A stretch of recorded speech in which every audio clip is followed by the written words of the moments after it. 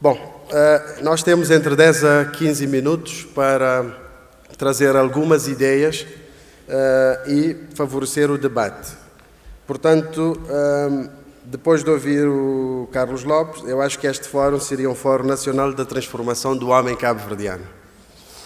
E o painel que eu estou inserido, Desenvolvimento Inclusivo, se eu pudesse, poderia designar Desenvolvimento Inteligente e Responsável. Bom, rapidamente eu gostaria de dizer que Cabo Verde hoje, e eu não me canso de dizer, é uma economia mista, como todas as economias do mundo. Temos 3 atores fundamentais que produzem bem-estar. O Estado produz bens públicos, não é?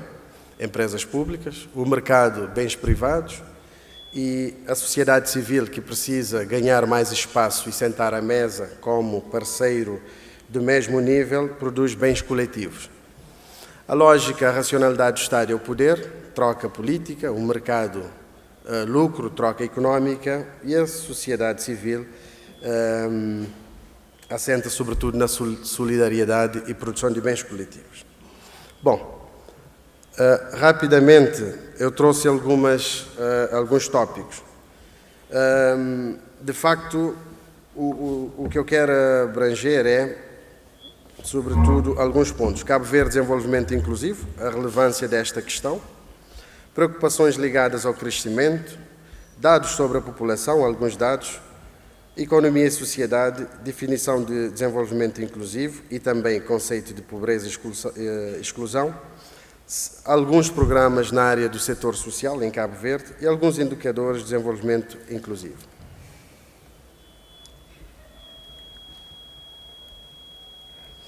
Portanto, estamos a falar de um país que praticamente saiu do colapso ambiental, económico, político, e que também é um país do futuro, porque muitos pesquisadores falam que no futuro teremos, ouvimos o Dr. Carlos Lopes a falar das perspectivas da África, mas também temos um cenário de colapso.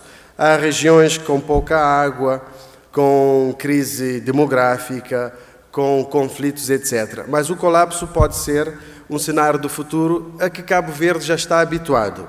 Então temos toda a condição para poder continuar e melhorar alguma coisa que é preciso melhorar.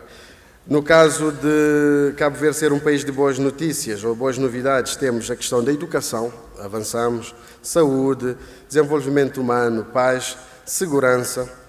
Está aqui em itálico porque sei que há pessoas que estão a ver a segurança como a criminalidade, mas a segurança é maior do que a criminalidade. Também somos um país de imigração, estamos a transformar-nos num país de imigração, e aí há uma desaceleração da imigração. Existem fatores e aspectos positivos no investimento imigrante, a nossa diáspora, estrangeiro, e também ajuda ao desenvolvimento, que está a diminuir, mas que tem sido também um fator positivo para o crescimento.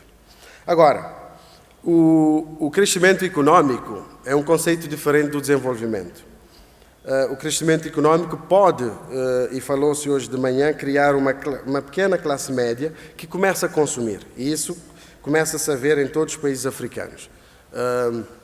A população começa a desejar consumir e com outra qualidade. Nos últimos 20 anos houve transformações socioeconómicas fortes, não é? Democracia, a esperança de vida aumentou para 65 a 74 anos, a escolarização primária com uma cobertura quase universal, crescimento do PIB, etc.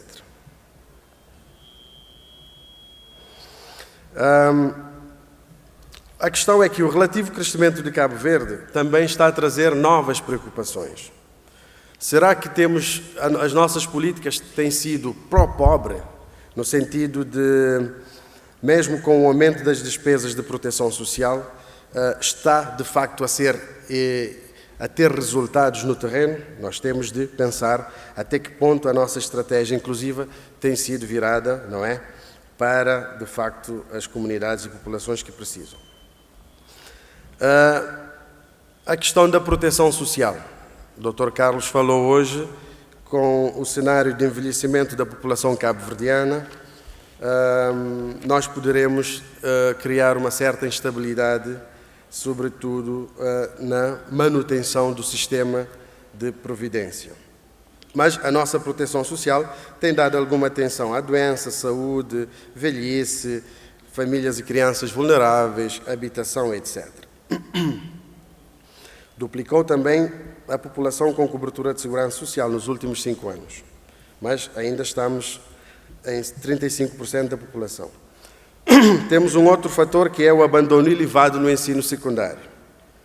E ainda a habitação constitui um problema sério. Temos também crescente número de jovens em situação de mal-estar social, alcoolismo, delinquência, violência, e a percepção da insegurança em Cabo Verde é bastante elevada, provavelmente maior do que a criminalidade em si. Temos a questão também do narcotráfico que começa a preocupar, porque sabemos os efeitos, não é, no tráfico e no consumo de droga. Um outro risco é a elevada fragmentação do sistema de proteção social. Existem mais de 90 iniciativas que podem ter um efeito negativo e no setor da habitação existem vários programas. Muitas vezes é preciso articular melhor estas questões. Uma questão que começa com a nossa independência é a questão da modernização do próprio Estado, que, na minha perspectiva, o Estado tem se desenvolvido mais do que outros setores importantes. O setor empresarial, as universidades, a sociedade civil. Temos um Estado muito moderno, que consegue mobilizar fundos e que também tem traduzido no investimento na área de educação, saúde, etc., mas que esta modernização também tem de criar mais emprego e levar a essa transformação estrutural para que podemos, de facto, ganhar maior sustentabilidade económica e gerar mais emprego, que é uma das preocupações, gerar mais emprego e mais riqueza.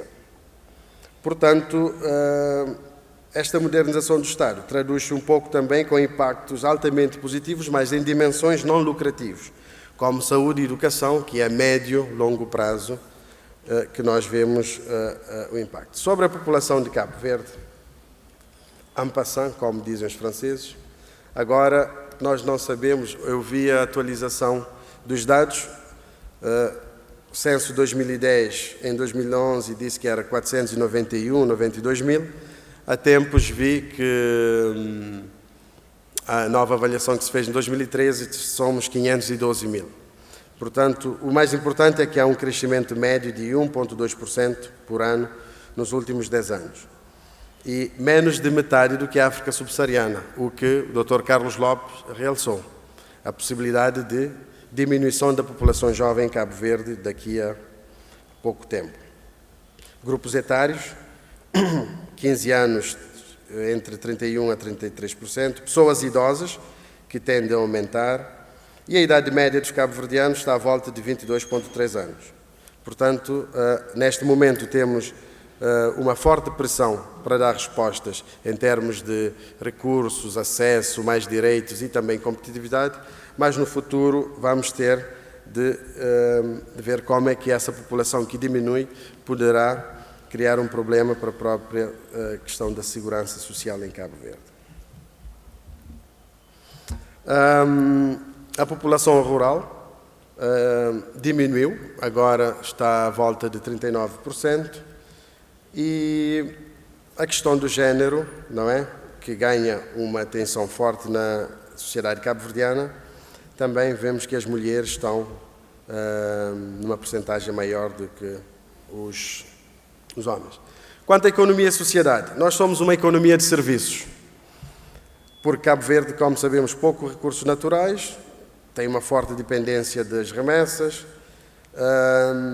e o crescimento económico tem sido um pouco robusto, mas não tem produzido o número de empregos também como se deseja, não é? O PIB tem aumentado, mas o emprego e as oportunidades de emprego não cresceram como o PIB. Portanto, quais são os determinantes na economia cabo-verdiana, segundo o BAD? remessas, investimento privado, turismo, fluxo de investimento direto estrangeiro e ajuda pública ao desenvolvimento. Cabo Verde tem recebido, em termos per capita, uma grande ajuda para o desenvolvimento e, sobretudo, as remessas dos imigrantes afetam as famílias cabo-verdianas. Portanto, tem um impacto muito forte nas famílias cabo-verdianas e é preciso estudar, de facto, até que ponto isto pode, continuando ou não, poderá afetar a sociedade cabo-verdiana. O turismo é outro pilar da economia, mas aqui eu discordo um pouco daqueles que defendem que o turismo deve ser o pilar fundamental. Se formos reparar, poucos países desenvolveram com o turismo. O turismo deve ser um complemento à economia. E a diferença, por exemplo, entre a Quênia e a Coreia do Sul, Quênia avançou para o turismo, Coreia do Sul avançou para a industrialização, e há uma diferença grandíssima. A África do Sul recebe 10 milhões de turistas, a França até limita o visto dos chineses que querem entrar em França, então não depende somente do turismo. O turismo tem de ser um complemento forte, mas não um motor da economia, na minha perspectiva. Dados sobre a pobreza, já se falou no coeficiente de Gini, a desigualdade. Cabo Verde tem de ter muita atenção na questão da inclusão, com esta desigualdade crescente. Aumentou, mas parece que recuou também em 2007, mas mesmo assim continua alto. Quanto à pobreza, podemos ver que, segundo dados, quanto mais velho o chefe do agregado, maior a pobreza em Cabo Verde. À medida que aumentamos na idade, a pobreza também aumenta. A mesma coisa com a educação. A possibilidade de quem tem formação conseguir um emprego digno também é uma realidade. Cabo Verde tem outra boa notícia, que é um dos países africanos que investe uma boa percentagem do PIB na saúde, e isto tem traduzido em ganhos. Porque a prevenção também poupa o país. A doença consome muitos recursos. A educação tem havido muitos avanços. Bom, eu vou-me despachar porque tenho pouco tempo. Quanto ao desemprego, temos uma elevada percentagem de pessoas com idade entre 15 e 24 anos, que muitos estão a chamar geração não-nem. Não trabalham, não estudam nem trabalham. Esta geração tende a aumentar. A elevada taxa dos trabalhadores informais, é preciso dar atenção a isso. Mecanismos de formalizar a economia e também acesso ao crédito, porque a produção familiar, a base familiar é muito forte e pode ser potencializada. Alguns dados do PIB, eu não sou muito... os números são importantes, mas eu não foco muito nos números, porque as estatísticas são importantes, mas também em todo o mundo sabemos que podem ser manipulados. Não neste caso, mas o número em si é um indicador, mas não me diz tudo, porque é muito vazio, muito frio. Índice da pobreza, são dados do INE, 2000 a 2007, uma redução. Índice da gravidade da pobreza, também outro dado do INE. Taxa de desemprego, a evolução nos últimos anos. Tem suscitado também alguma discussão sobre a metodologia, etc. Agora eu gostaria de trazer o conceito de pobreza, segundo as Nações Unidas. Pobreza global. Insuficientes rendimentos e recursos produtivos que garantam condições de vida sustentáveis, fome e má nutrição, doenças, acesso reduzido ou mesmo nulo à educação e outros serviços básicos, mortalidade e morbilidade crescentes, resultantes de doenças, sem casa ou habitação inadequada, ambientes inseguros e discriminação social e exclusão. É também caracterizada por falta de participação no processo de tomada de decisões e na vida civil, social e cultural. No caso de Cabo Verde, podemos ver que a situação não é extrema e há margens para melhorar. Se formos analisar os indicadores que lá estão, podemos ver que o país tem vindo a controlar, mas é preciso, de facto, não cruzar os braços. Exclusão. Abrange 3 dimensões, segundo Deschamps: económica, ausência do mundo produtivo e do consumo. Aqui temos um problema sério. porque o indivíduo sente-se marginalizado, excluído quando não produz riqueza, porque vivemos numa economia de mercado, e quando não consome, não tem um salário para isso. Então sente-se economicamente afastado do sistema. Social, perca das relações de sociabilidade. De facto, temos uma camada de população, sobretudo juvenil, que vive fenómeno de mal-estar, que pode criar outras redes de sociabilidade. É preciso também dar atenção. E simbólicas, neste caso também, temos é de estar atentos. Os conceitos ajudam-nos, de facto, a analisar o que está a acontecer na prática. O crescimento económico deve, de facto, criar mais oportunidades às pessoas, não é? Oportunidades socioeconómicas sustentáveis, de forma a proteger os mais vulneráveis. Alguns pilares de desenvolvimento inclusivo.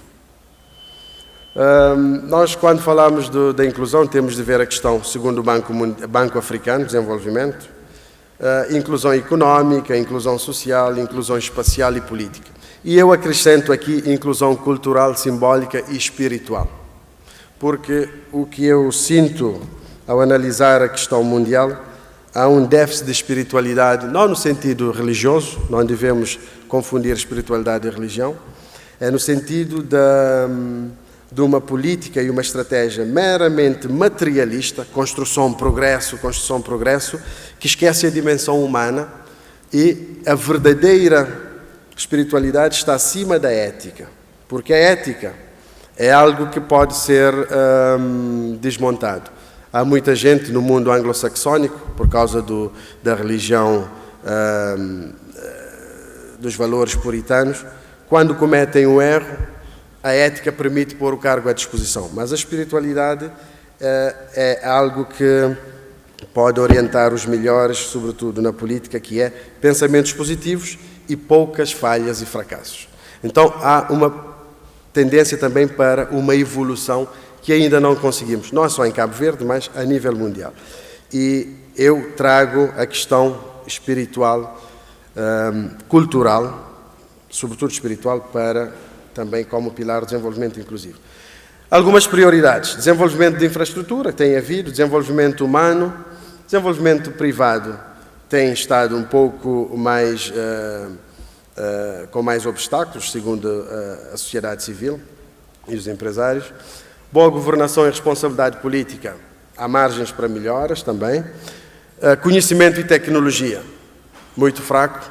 Eu penso que Cabo Verde corre o risco de também reforçar a inclusão se nos transformarmos numa sociedade de entretenimento e não uma sociedade de conhecimento. Eu digo isto porque nós temos 22 municípios, temos cerca de 22 ou 23 festivais, cerca de, se calcularmos, entre 5 a 8 mil contos cada festival, temos à volta de 4 milhões de euros por ano festival, não temos um fundo para pesquisa científica e promoção de trabalhos científicos dos jovens. Isto, para mim, também pode reforçar a exclusão, e as festas levam a bebedeira, a diversão, desenvolvemos uma cultura de prazer, hedonismo, e não temos nenhum patente, como disse o Carlos Lopes, para apresentar no mercado internacional. Áreas, não é, que têm a ver um pouco com desenvolvimento inclusivo, criação do emprego, agricultura e segurança alimentar, juventude, justiça social, segurança e criação de simetria regional, investimento equitativo. Porque o que podemos ver, às vezes, consoante a agenda, também assim é o investimento. Alguns indicadores do PIB, do desenvolvimento inclusivo, para terminar. Temos de ajustar o PIB per capita por causa das desigualdades. Muitas vezes o PIB dá uma média, mas não traduz, de facto, as diferenças e as assimetrias entre regiões e entre localidades. Temos de melhorar a inclusão política, a diversificação da economia. Na saúde, Cabo Verde está bem neste sentido, não é? Controle de algumas doenças, mas é preciso estar alerta porque, por exemplo, se o Fundo Global da Luta contra a SIDA diminuir o financiamento a publicidade na televisão também diminui, as pessoas pensam que está tudo bem. Então, é preciso essa vigilância permanente, porque caso contrário teremos regressão. Já não há perigo, não há publicidade, não há sensibilização, quer dizer que as coisas estão controladas. É um risco enorme. Isto também implica exclusão por causa da doença. Bom, indicadores de educação, já conhecemos. A participação da mulher no mercado laboral, de facto, é preciso avaliar mulheres com mais de 15 anos economicamente ativas no mercado de trabalho. Sabemos que a pobreza em Cabo Verde tem um rosto feminino, enquanto que o Programa de Luta contra a Pobreza disse que a pobreza diminuiu nos homens, antes de introduzir a questão do género, a pobreza aumentou 3 pontos ou mais nas mulheres. Então é preciso ter atenção a isto. Sabemos que a economia informal também é ocupada pelas mulheres. E temos de ter atenção à elasticidade do emprego no crescimento, não é? Como é que o PIB pode traduzir no crescimento? Quanto aos programas, rapidamente, que têm a ver mais com a inclusão, houve programas dentro desse SRP, Documento Estratégico de Crescimento e Redução da Pobreza, que começou em 2005, teve linhas fortes na área de boa governação, competitividade, capital humano, infraestruturas, etc. Também houve a estratégia para o desenvolvimento da proteção social em Cabo Verde, 2006-2008, para melhorar a educação e formação das pessoas em situação de pobreza, empregabilidade dos pobres. Programa Nacional de Luta contra a Pobreza, que começou em 1997, etc. Comissão Regional de Parceiros, tem alguns dados aí. Pessoas beneficiadas, não é? 1.000 casas construídas ou restauradas, 7.000 pessoas, 80.000 pessoas acesso à água limpa, etc, etc. FICASE, não é? Que apoia, sobretudo, a ação social escolar, políticas de incentivo à escolaridade, habitação, programa de habitação, tanto as câmaras municipais, ONGs, como o governo, etc. E dados do censo sobre os edifícios residenciais existentes, as famílias e também o déficit habitacional, segundo o Marrot. Conclusões, rapidamente. Cabo Verde está a progredir, sem dúvidas, mas temos de perguntar, é sustentável? Foi o que foi perguntado hoje de manhã. Se o crescimento de Cabo Verde é apreciado somente por uma pequena parcela da população e não conduz à mudança estrutural que cria oportunidades de emprego para a população jovem, podemos ter estagnação e reversão. De facto, os responsáveis políticos têm um peso muito grande que devem orientar a economia política para a inclusão, não é? Nos níveis políticos, espaciais, sociais e económicos. A transformação estrutural limitada impede a redução da pobreza. O crescimento pode não reduzir a pobreza se não houver uma rápida transformação estrutural, que leve os trabalhadores para emprego melhor remunerados na indústria e serviços.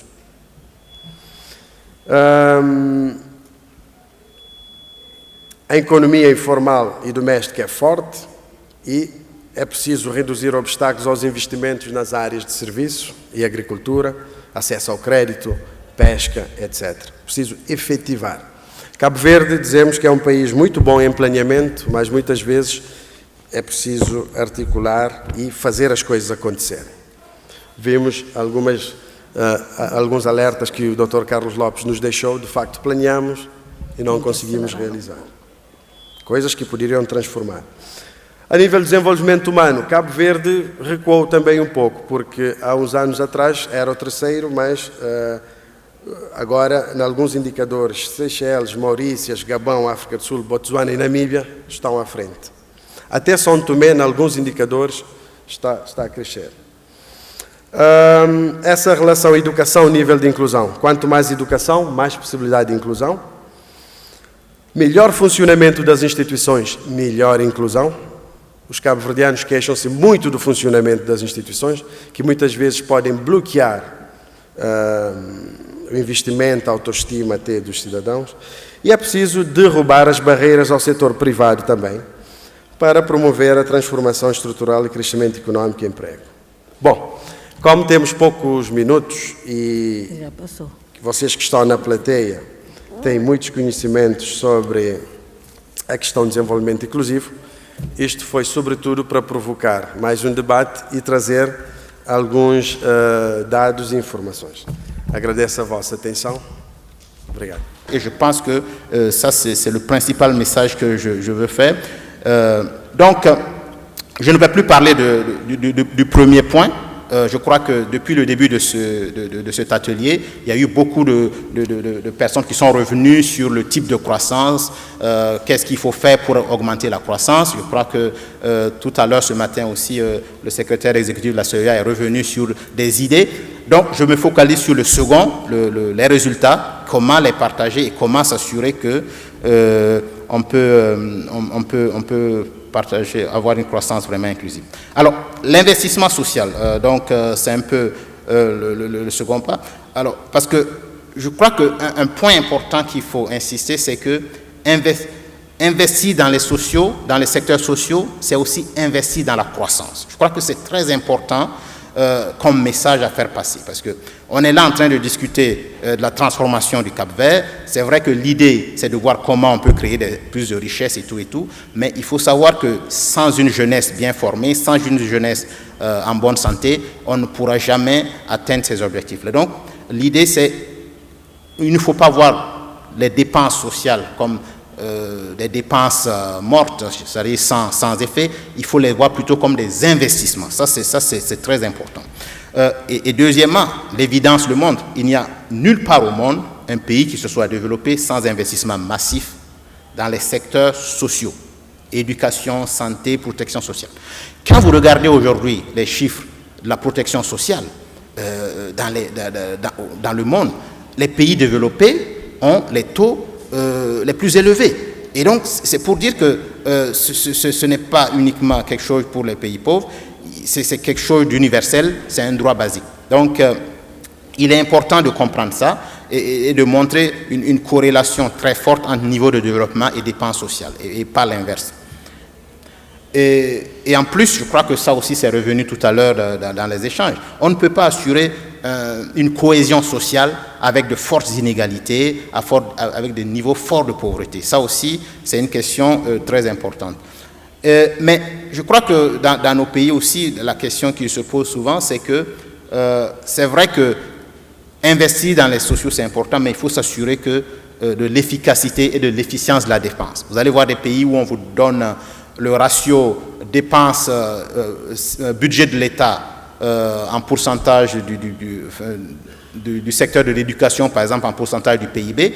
Mais quand vous regardez, vous vous rendez compte que la grande majorité de ces dépenses sont gaspillées. Donc, il y a un effort à faire aussi sur l'efficacité, l'efficience des dépenses dans les secteurs sociaux. Il ne s'agit pas de dire qu'il faut augmenter les budgets des secteurs sociaux. Il faut s'assurer que les recettes, les dépenses qui y vont sont utilisées à bon escient et permettent vraiment d'atteindre des résultats. Malheureusement, ce n'est pas toujours le cas. Ça, c'est un graphique, je ne sais pas si vous arrivez à lire, très, très intéressant. Ce graphique, vous avez 4 colonnes. Quand vous le lisez en bas, vous avez low income, c'est-à-dire les pays pauvres. C'est la région Afrique de l'Ouest et du Centre. C'est les 24 pays de l'Afrique de l'Ouest et du Centre que je couvre. Donc, j'ai essayé de faire ce calcul. Vous avez donc en bas les low income countries, c'est-à-dire les pays à revenus faibles dans le classement de la banque. Ensuite, vous avez les low middle income, c'est-à-dire revenus intermédiaires mais tranches inférieures. Vous avez le upper middle income et vous avez high income. Dans notre région, dans les 24 pays Afrique de l'Ouest et du Centre, vous voyez, quand vous prenez l'extrême droite, vous avez que la Guinée équatoriale est le seul pays d'Afrique qui est un high income country. OK? Upper middle income, dans notre région, il y a le Gabon. Après, dans low middle income, vous voyez le Cap-Vert, le Sénégal, le Ghana, etc. etc. Maintenant, la courbe des ordonnées, ça c'est la mortalité infantile, moins de 5 ans. Et qu'est-ce qu'on constate quand on regarde cette courbe? Il y a quand même des choses très frappantes. On ne voit pas une corrélation entre le niveau de revenu et le niveau de la mortalité infantile, qui est un critère fondamental du social dans un pays. Prenez la Guinée équatoriale. La Guinée équatoriale, qui est le seul high income de l'Afrique, ce taux de mortalité infantile, quand vous regardez, c'est autour de 120 pour 1000. À des niveaux comparables à ceux du Niger, de la Guinée, du Burkina, de la Côte d'Ivoire, c'est-à-dire une majorité de low-income countries. OK? Mais par contre, je prends un pays qui nous intéresse ici, le Cap-Vert. Regardez le Cap-Vert, vous voyez bien qu'il est, je ne sais pas si vous arrivez à lire, il est très en bas. Ça veut dire que le Cap-Vert est low middle income, mais son taux est autour de 20%. Et donc, vous voyez que le Cap-Vert fait exception. Tous les autres pays sont groupés autour d'une marge qui se situe entre 60 et 180. La Sierra Leone est à plus de 180 pour 1000 et la Côte d'Ivoire et le Cap-Vert est à autour de 20. Et donc, il n'y a pas de relation entre le niveau du PIB, la richesse et les indicateurs sociaux, ce qui pose quand même problème, en ce sens que ça montre quand même qu'il y a un travail important à faire.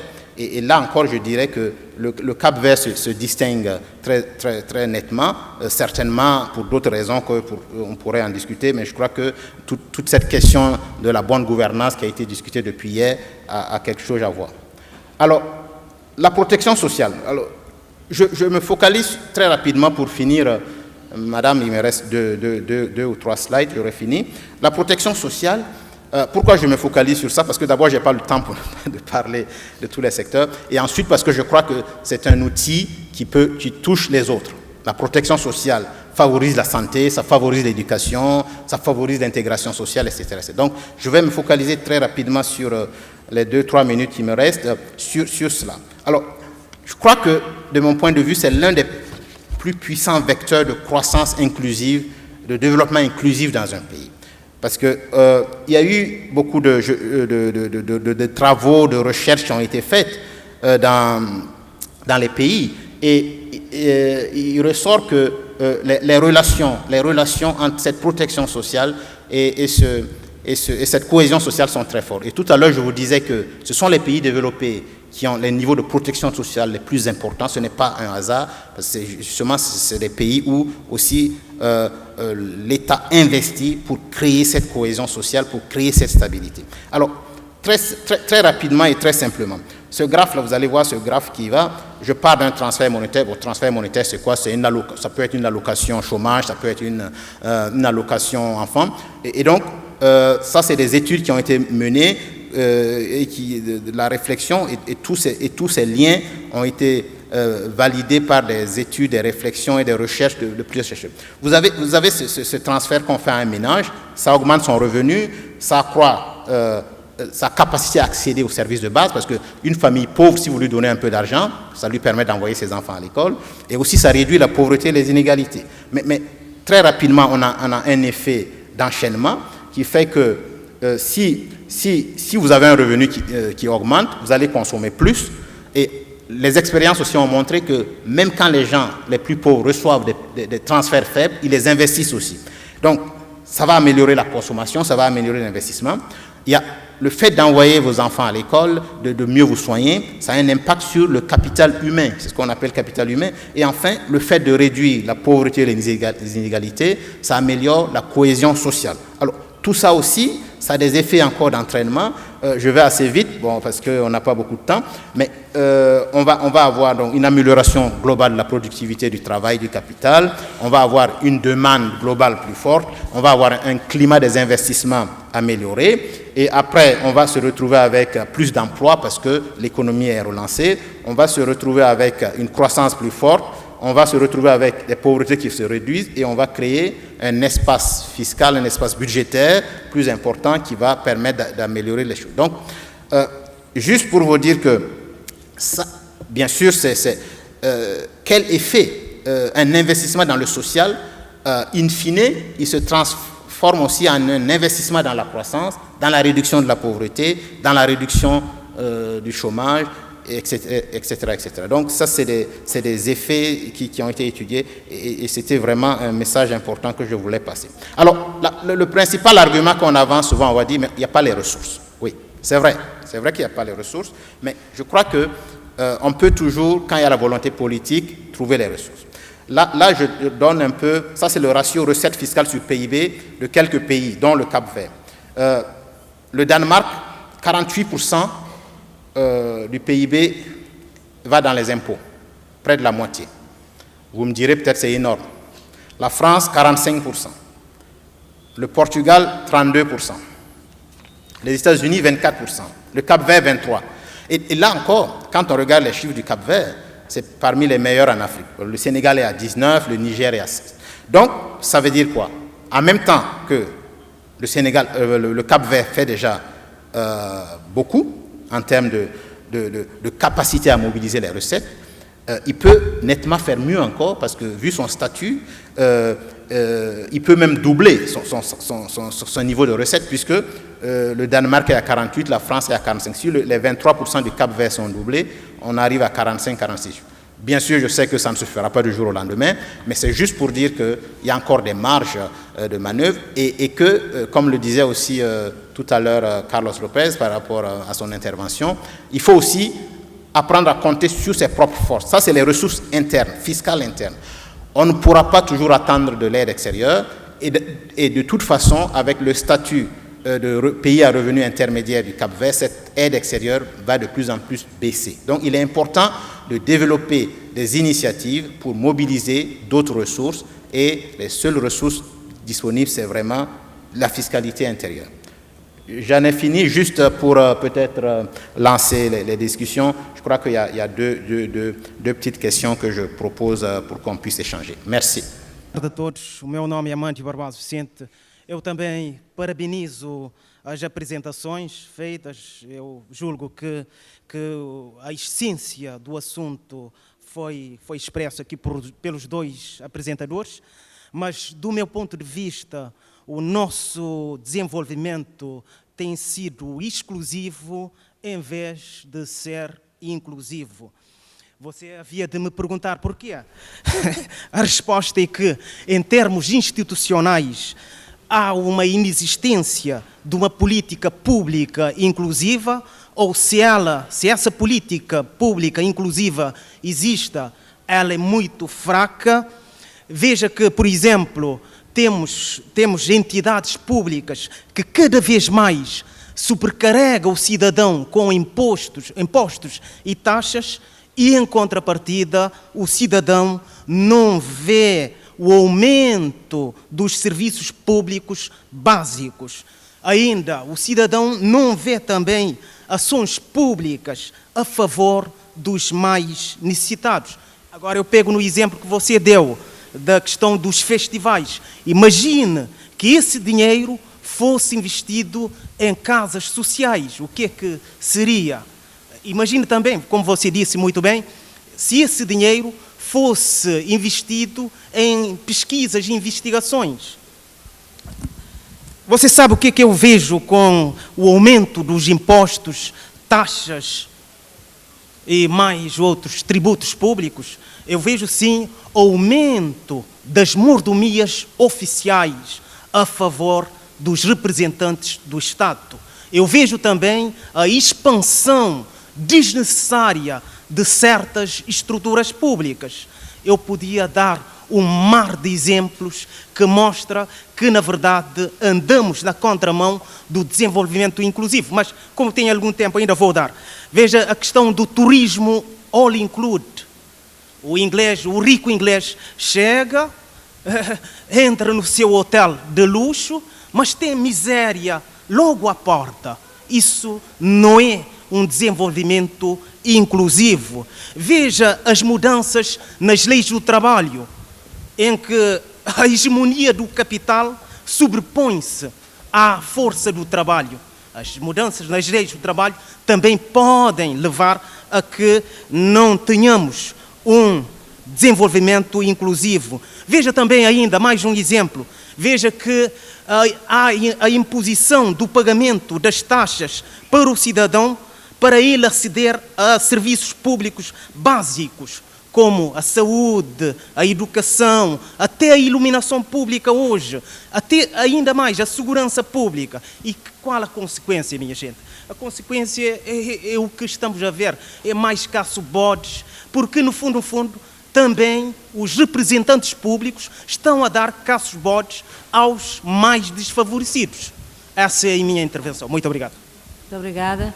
Bem, nós gostaríamos de pedir aos portanto, próximos intervenientes que tivéssemos em conta o tempo. Estamos quase 1h15, que geríssemos melhor o nosso tempo.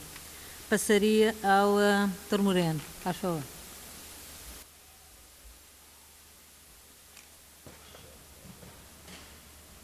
Muito obrigado, vou ser de facto muito rápido.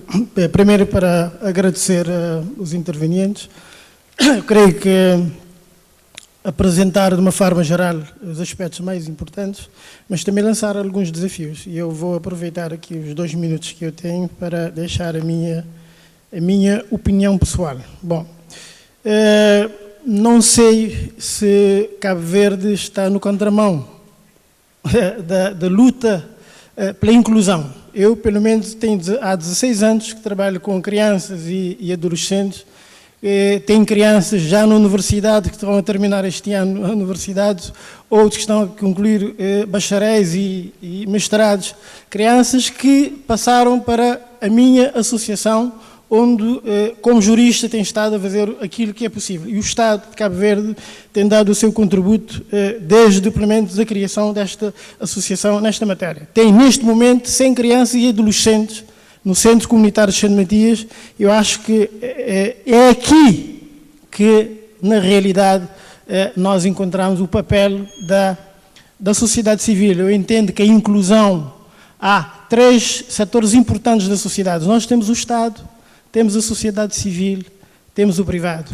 A família é importante na política da inclusão social. Quando se falou aqui o colega que fez a sua intervenção logo no princípio, falou dos festivais. Eu acho que não é por aí. Teremos que continuar com os festivais, mas teremos que continuar a aprofundar a educação, o investimento no social.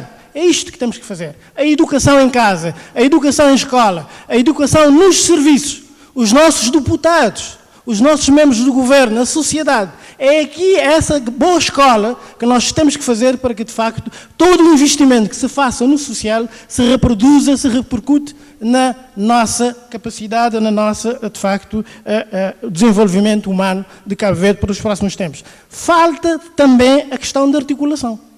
Temos que articular todas as estruturas existentes, privadas e estatais, que trabalham nesta matéria, têm que fazer um esforço de articulação para que, de facto, os fundos sejam devidamente bem canalizados. Eu creio que é nesta matéria, é nesta direção, investindo fortemente na área social, investindo na educação, investindo também na sociedade, a família, fundamentalmente, conseguiremos, de facto, ganhos significativos, transformando, de facto, Cabo Verde e aproveitando todas as sinergias que nós temos neste país. Para terminar mesmo, dizendo que, de facto, para mim, a família, a sociedade, o privado tem uma grande responsabilidade, e terminaria dizendo que sempre, na Ilha do Sal, eu tenho dito aos empresários hoteleiros: façam o favor de contribuir, pelo menos uma mínima quota do vosso investimento geral para a causa social. Porque amanhã, se vocês não fizeram isto, amanhã as crianças que nós estamos neste momento a contribuir para ajudar na educação, poderão assaltar os vossos hotéis, poderão correr atrás dos vossos turistas, poderão dar caça-bode. Se não houver este investimento, poderão haver caça-bode. Então façam o favor de contribuir, mesmo que seja com uma quantia ínfima, para que de facto essa inclusão se faça a bem de Cabo Verde, a bem de todos nós. Muito obrigado. Muito obrigada, Dr. Moreno. Passaríamos ao Guimarães. Dr. Guimarães, faz favor.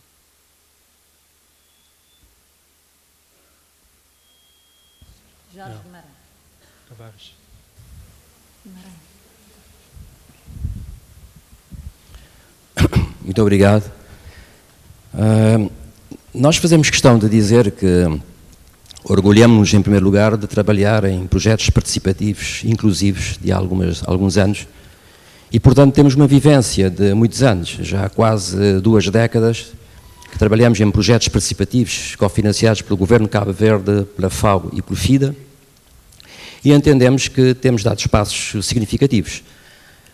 Nós estamos aqui a pensar já numa plataforma de entendimentos para um horizonte de 2030, e eu penso que há um caminho percorrido, há resultados palpáveis, há experiências interessantes, que são reconhecidas não só nacionalmente, mas também fora do país, e daí eu penso que é uma questão que deverá entrar nas preocupações de ver de que maneira esta experiência acumulada poderá servir para pensar Cabo Verde em 2030, porque é fácil dizer que se há 18 anos que trabalhamos em projetos participativos com resultados, daqui a 16 anos estaremos em 2030 e estaríamos mais numa fase de consolidação.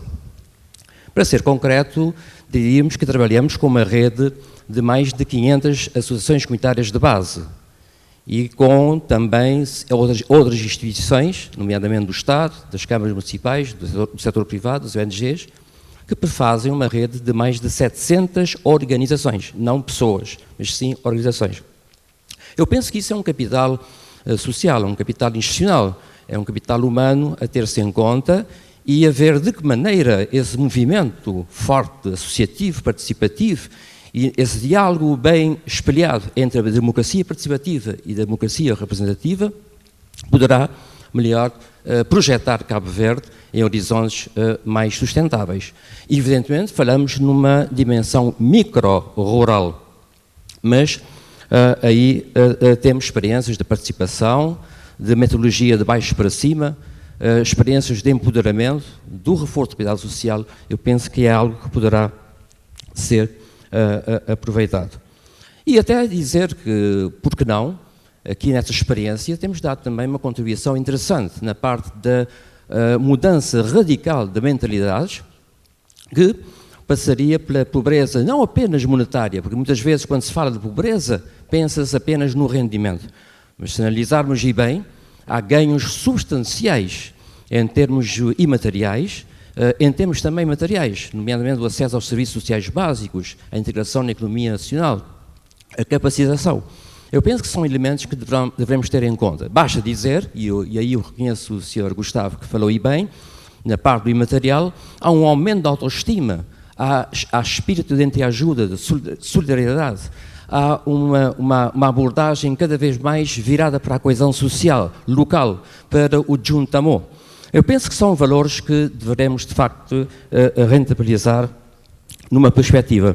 Já a terminar, para dizer que o combate à pobreza não se assenta apenas numa lógica paliativa de ultrapassar a pobreza, mas sim numa lógica sustentada do desenvolvimento local e comunitário, que se assenta em princípios, em valores da participação, de despertar o empreendedorismo, de despertar a iniciativa, de despertar a corresponsabilização, de despertar o sentido da democracia, da pertença.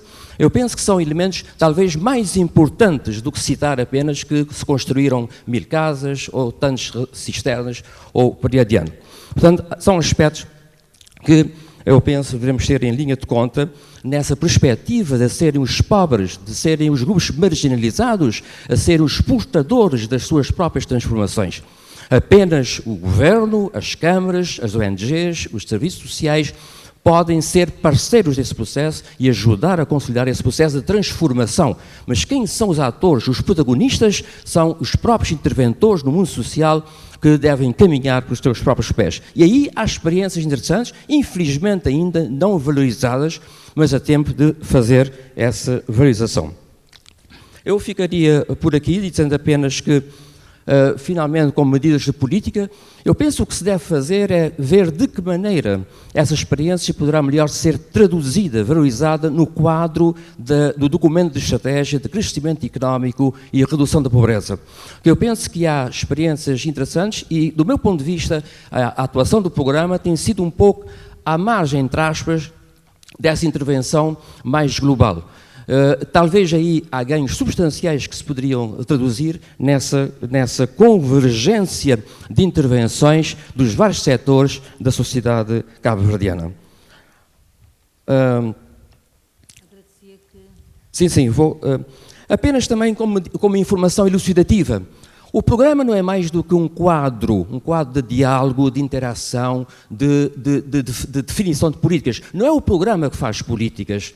São as entidades, são as autoridades, são os parceiros, são os atores que definem as suas políticas. Para dizer também que estas parcerias regionais não vivem do vazio, vivem de uma planificação que é feita de baixo para cima em assembleias comunitárias, cujos participantes destas assembleias escolhem os seus beneficiários, escolhem as suas atividades e desenvolvem as suas próprias capacidades locais e regionais. Eu penso, pensando assim e vendo essa perspectiva de empoderamento, desse desacreditar nas pessoas e da sua capacitação para o desenvolvimento, poderemos chegar a resultados mais palpáveis. E daí, talvez, passar um pouco de intervenção do micro ao meso e ao macro. Eu ficaria por aqui com estas pequenas contribuições e dizer que o programa anterior terminou há um ano, está-se a iniciar um segundo programa de 6 anos, que vai justamente ajudar a consolidar esse processo. E eu acredito que esses 6 anos poderão ser suficientes para que esse dispositivo institucional existente, ACDs, CRPs, parcerias regionais, diálogo interativo entre o poder local, o poder central e o poder e a sociedade, eu penso que aí poderão ser elementos trunfos importantes para, de facto, se consolidar toda essa via de sucesso e acredito que num Cabo Verde melhor e com a pobreza erradicada e, evidentemente, à margem de outras intervenções do Estado para ajudar esse processo. Muito obrigado. Eu peço desculpas aos participantes, não é que queiramos cortar a palavra, mas gostaríamos mesmo que fossem mais concisos. Passaria, mas são naturalmente, são partilhas importantes, estamos um bocadinho impressionados pelo tempo. Temos visto pouca preocupação com o capital social. A maior preocupação do governo é o capital físico e humano. Mas, vejamos, que, como teria dito um orador hoje, parece ontem, que o desenvolvimento começa com a pessoa e termina com a pessoa. E, se não apostamos no desenvolvimento do capital social, infelizmente em Cabo Verde, capital social é de baixo nível. E, se não apostamos no desenvolvimento pessoal e social, estamos tramados em Cabo Verde. Já que, mesmo que consigamos o grande desenvolvimento do capital social, capital físico e humano, se não desenvolvermos o capital social, os outros capitais irão se perder. Agora, eu quero fazer uma referência também ao acesso, fazer referência à dimensão de confiança em relação ao capital social. Acesso ao capital, acesso ao crédito. Vejamos, há setores, como o setor primário e secundário, que não têm acesso a crédito. Acesso a crédito é muito baixo. Há poucos operadores do setor primário e secundário que estão a ser discriminados. Estão a sofrer de exclusão social. Há vários que estão a procurar créditos, estão a procurar pessoas de confiança. Aí está uma questão. Fraco capital social. Confiança. É que as pessoas não estão a confiar umas das outras. Em Cabo Verde, há pessoas que estão a sofrer de exclusão social devido a não acesso a crédito. Para se ter acesso a crédito, há que haver confiança. E as pessoas não estão a confiar umas das outras. Estou preocupado com as pessoas que trabalham no setor primário e secundário, principalmente no setor primário. E gostaria de fazer uma referência que antes fazia-se votos apelos de sensibilização para a diminuição de natalidade. Mas agora estamos a preocupar com o aumento de natalidade. Antes o lugar familiar era em média 4,55 em média. E número de famílias, número de pessoas, de mulheres, de nascença, né? Agora é 2,4.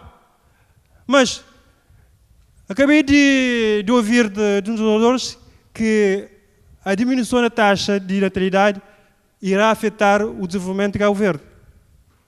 Principalmente a taxa dos jovens que está diminuindo. Gostaria de ouvir do orador e sociólogo qual é o impacto do capital social no desenvolvimento de Cabo Verde. Se o capital social tem extremamente importância, ou caso contrário, deixar bem claro se Cabo Verde não tem necessidade do capital social. Se devemos preocupar somente com o capital físico e humano. Paro por aqui, é a minha preocupação, o desenvolvimento do capital social, aí iremos acabar com o caso Bode. Muito obrigada.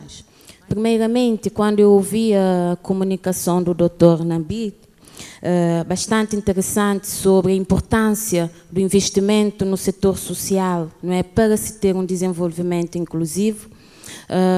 Achei interessante, mas se consideramos a tendência atual e o modelo de Estado que vem sendo adotado, não é, atualmente, em que as orientações e as práticas vão no sentido diferente ao investimento no social, penso que nós vamos ficar numa situação de impasse. E gostaria de ouvir que alternativas para Cabo Verde, pois quando nós estamos num contexto de crise, vai se cortar primeiramente o social. Segunda questão, para reflexão também, é o seguinte: quando eu penso o tema desenvolvimento inclusivo, sem dúvida vem a questão do desenvolvimento social, político e tal, mas também acho que é importante pensar no envolvimento das pessoas, principalmente as camadas sociais mais desfavorecidas. Então, ter um desenvolvimento inclusivo quer dizer também envolver cada um de nós nesse processo. Agora, como envolver e como nós vamos contribuir, tendo em conta as questões relacionadas ao acesso à informação, pensando as camadas desfavorecidas, o acesso às estruturas de oportunidade e também pensar a questão na participação com qualidade nas tomadas de decisão. Gostaria de ouvir, caso a mesa tenha alguma proposta em relação a esse tipo de inclusão, que também é importante para o desenvolvimento. Obrigada. Temos de agir já, porque o que o Dr. Carlos Lopes mostrou, programou-se de 2003 para 2015. Ficámos na programação. Pensámos com o futuro e não fizemos nada. Nada quer dizer. Os inputs que ele trouxe sobre a questão económica de transformação, etc. Temos de deixar de sonhar, olhar sempre para frente e atacar o já, o now, como dizem os ingleses. Programar 2030, mas fazer já. Senão os projetos e as ideias ficam engavetadas e daqui a 10 anos podemos estar a repetir as mesmas coisas. É preciso cobrar. E o que o Dr. Carlos Lopes fez é uma cobrança delicada, né? De forma simpática. Consenso, de facto, essa evolução temos de ter. Bom, como temos de respeitar o tempo, eu peço desculpas às pessoas que eu não vou poder responder ou dar alguma sugestão, porque o tempo tem de ser respeitado. É um recurso não renovável. Então, eu vou ficar por aqui. Agradeço.